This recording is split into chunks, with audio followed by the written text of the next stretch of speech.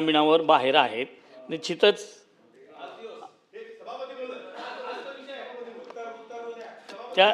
त्याप्रमाणे भविष्यात कायदेशीर कठोरता, कारण कायदेशीर कठोरता तशी 10 लाखापर्यंतची शिक्षा आणि 10 लाखापर्यंतचा दंड आणि जन्मठेपेची शिक्षा अशी कायद्यात अंतर्भूत आहे. त्या पद्धतीनं ह्यांचा सहभाग कसा आहे तो शोधून त्यांच्यावर तशा पद्धतीची कार्यवाही केली जाईल. उत्तर मिळालेलं आहे. मला वाटते पुढच्या प्रश्नाकडे जाऊया. कठोरात कठोर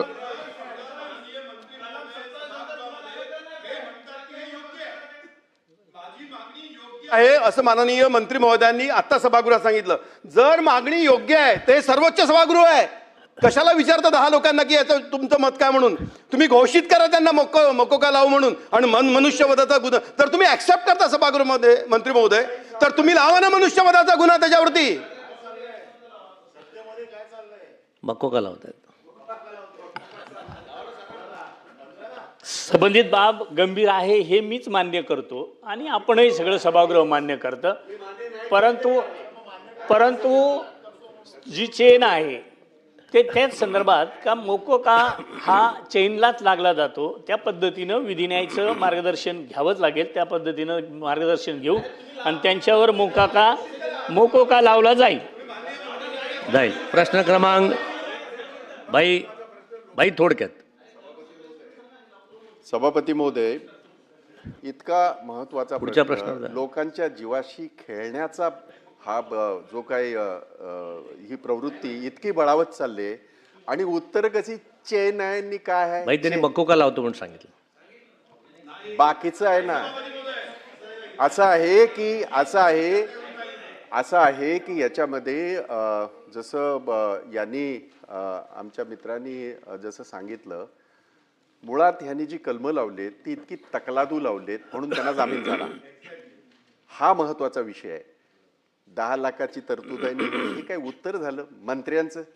कसलं काय, कसली ब्रीफिंग? आणि म्हणून याचं गांभीर्य लक्षात घेऊन सगळे लोक ह्याच्यामध्ये चेन तुमचा शब्द चेन तुम्हाला दिसते. मग जे फूड अँड ड्रग्सचे आणि अशा पद्धतीचे औषधी याचे जे कडक जे कायदे आहेत किंवा कडक कलम आहेत ज्याचा उल्लेख तिथे परिणय फुकेंनी केला, ते लावून त्यांना परत अरेस्ट करता येते. कारण त्या एका ह्याच्यामध्ये तुम्ही प्राथमिक ह्याच्यामध्ये FIR मध्ये अशी सोय असते की प्राथमिक चौकशीसाठी प्राथमिक तुमच्या गुन्हे लक्षात आल्यावर तुम्ही ते केलं असेल. पण या सगळ्या गोष्टीचं हे लक्षात घेऊन, गांभीर्य लक्षात घेऊन FIR दुरुस्ती करून ते कलम लावून त्यांना परत अरेस्ट करा, जेणेकरून त्यांना जामीन होणार नाही. आणि तीच तरतूद खरी महत्वाची आहे. ती करणार का? सन्माननीय जगताप साहेबांनी सांगितल्याप्रमाणे जी कलमं आहेत ती पुन्हा तपासून त्याच्यात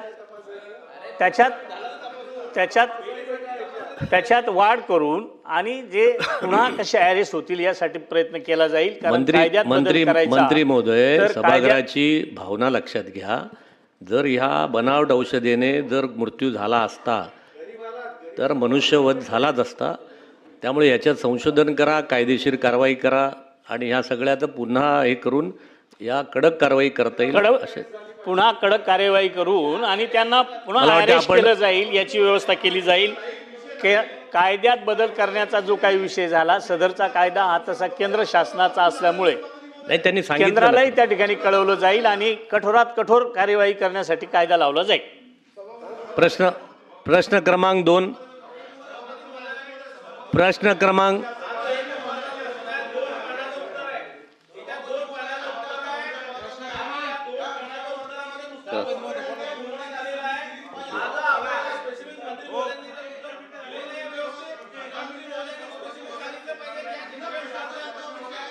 दाखल करणार एवढं त्या FIR मध्ये दुरुस्त करून एवढं उत्तर पाहिजे ना. अरे याच्यात एक मिनिट हेमंत पाटील साहेब, हेमंत पाटील साहेब एक मिनिट. आता असं आहे की हा मुद्दा इतका गंभीर असून आणि मंत्री जर इतके नॉन सिरियस असतील आणि या प्रकारचं उत्तर देत असणार तर या सभागृहाचं काय काम आहे? आता तुम्ही ठोस उत्तर द्या. त्याच्या सेक्शन 27 मध्ये तुम्ही कारवाई करणार की नाही बसा करणार? बसा बसा खाली, मी याच्यात सांगतो काय? मी नाही, सांगतो त्याच्यात खाली बसा, मी सांगतो. मंत्री महोदय एक बसा बसा बसा मंत्री महोदय, सभागृहाची भावना लक्षात घेऊन उत्तर द्या. पूर्ण या खाली बसा, जरा खाली बसा. सन्माननीय सभागृहाची भावना लक्षात घेता 27 नुसार कार्यवाही केली जाईल.